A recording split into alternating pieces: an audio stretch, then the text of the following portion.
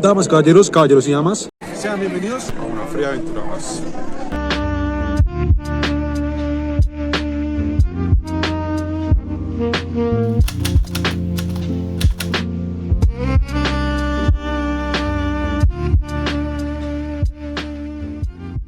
Hola, hola, y yo soy Pedro. Hola, y yo soy Oscar Zárate. Hola, yo soy Lili Lara. Hola a todos, mi nombre es Luis Molina. Hola, yo soy Jonathan Jiménez.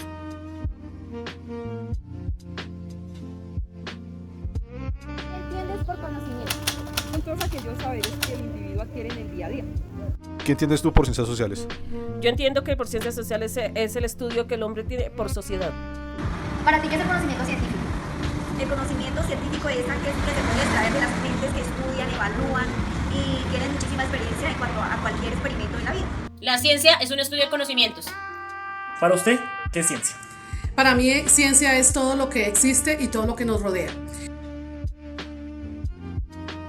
Gente, acabamos de ver algunas respuestas de las personas acerca de lo que opinan sobre el concepto de ciencia. ¿Qué es ciencia? Bueno, Oscar, es que, y compañeros, a uno siempre se le viene a la mente ciencia, una batica blanca, inyecciones, jeringas. Una jeringa. Sí, total. Y el profesor súper, hiper, mega aburrido de biología tratando un tema, ¿qué tal? No, la genética. Y uno con el dedo ahí gordo de tanto escribir. Oscar, ¿qué es ciencia? La ciencia es el estudio y la explicación ordenada y estructurada de todo lo que existe. ¿Qué podemos decir? Es como la experimentación, la argumentación y dar hipótesis de la ciencia. Un ejemplo básico de física. Ustedes nos podemos retroceder en bachiller un poquito y podemos recordar ese experimento que hicimos con la profesora, era de medir las ondas. Ese experimento trató de cubrir el minipel con el celular, dar la explicación de las ondas, una argumentación, ¿por qué sucede esto? ¿O qué le parece, Pedro? Sí, total. Ahí podemos ver claramente la metodología que usa la ciencia, que es precisamente la observación, la experimentación y el raciocinio lógico. Ahora, siempre es muy bueno entender el origen de las cosas para poder entender la temática, en este caso la ciencia, de dónde salió la ciencia. Hombre, el pensamiento filosófico, mamitas que nos ven, eso no es difícil. La filosofía se puede definir fácilmente en lo siguiente: es el cuestionamiento de lo que existe. ¿Por qué existe? ¿De dónde salió? ¿Y para qué sirve? Ahora, uno siempre, hay diferentes ciencias. Uno siempre en el colegio, ciencias sociales, ciencias naturales. Claro que sí, la ciencia tiene unas ramas y esas ramas están clasificadas en 3 grandes grupos. Oscar, ¿cuáles son esos 3 grandes grupos?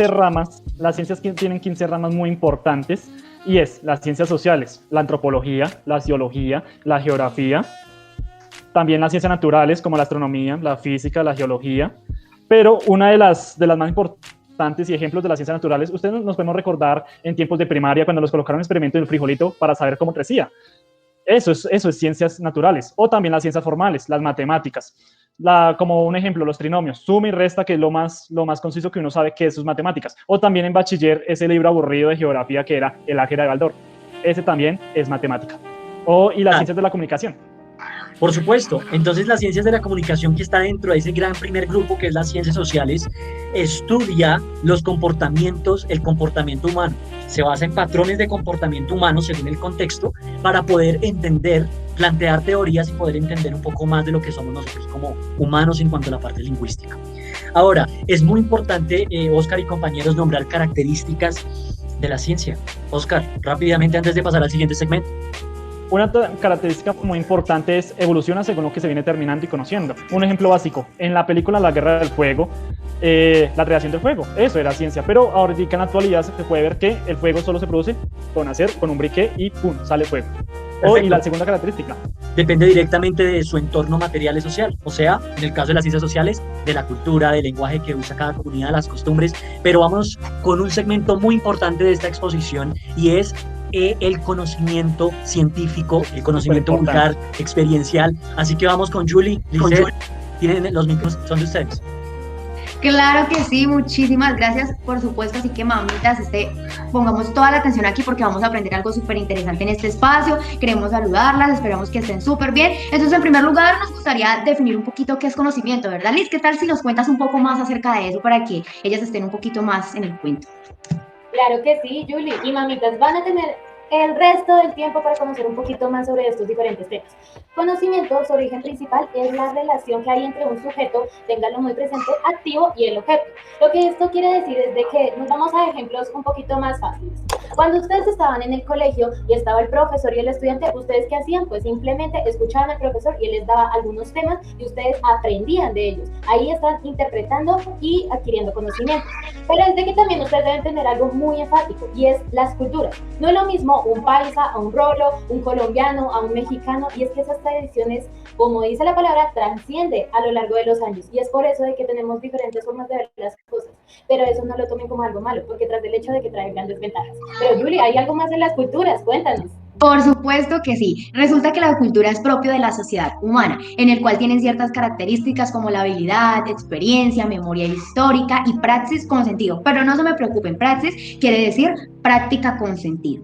Así que ya tenemos un poquito más en contexto del conocimiento, tenemos un poquito más amplio este fragmento, así que vamos a dar paso a una de sus clases. Entonces, en primer lugar, tenemos el conocimiento vulgar.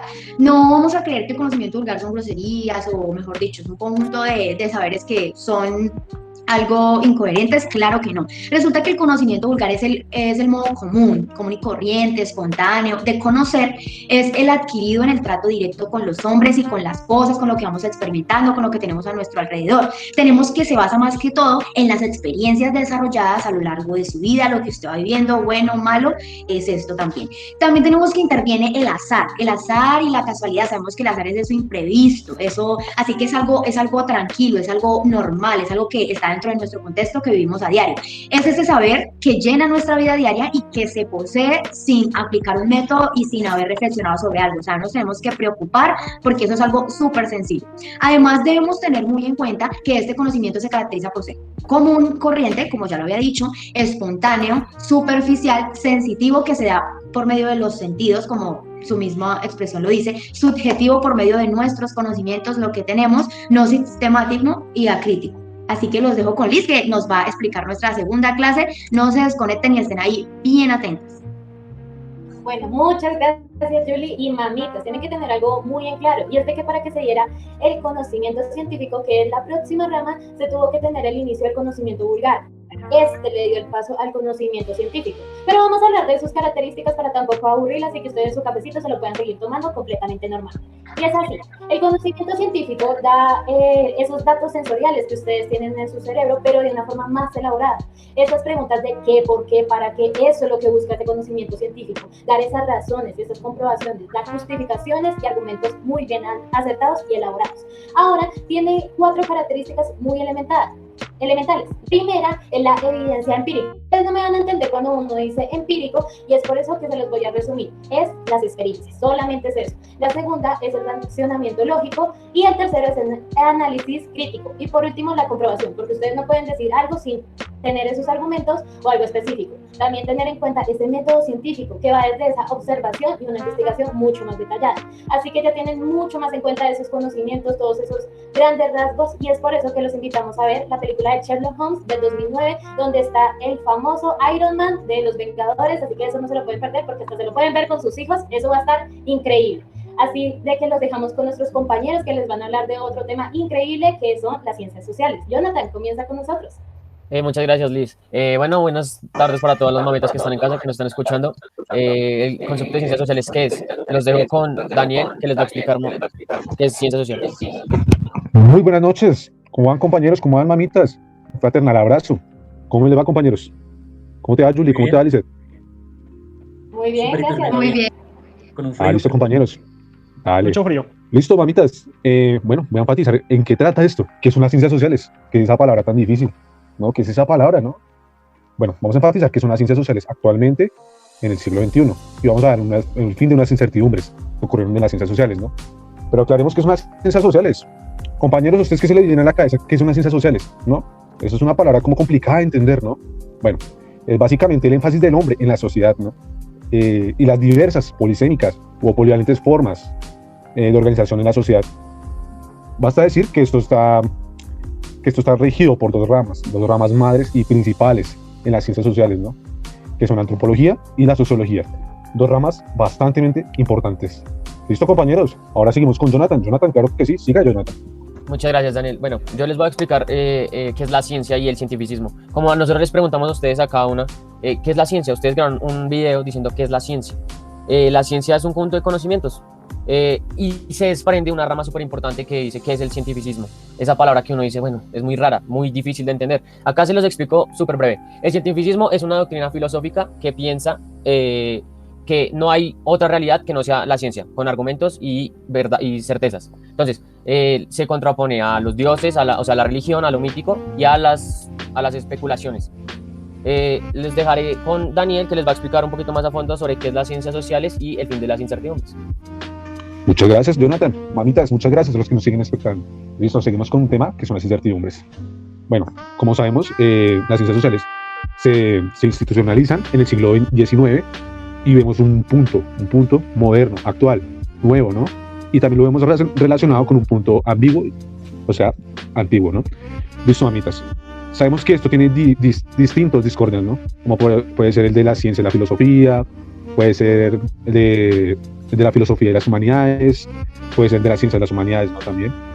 Bueno, esto tiene distintos y diversos incertidumbres, ¿no? Diversos problemas. Pero, ¿qué hacemos para solucionar esto, no? Bueno, a través de la historia y a través de los grandes genios que han pasado, a través de lo que ya sabemos que las ciencias sociales es el énfasis del hombre, ¿no? Han aclarado estas dudas, ¿no? A través del libro del señor Immanuel, bueno, nos aclara un poco estas dudas, ¿no?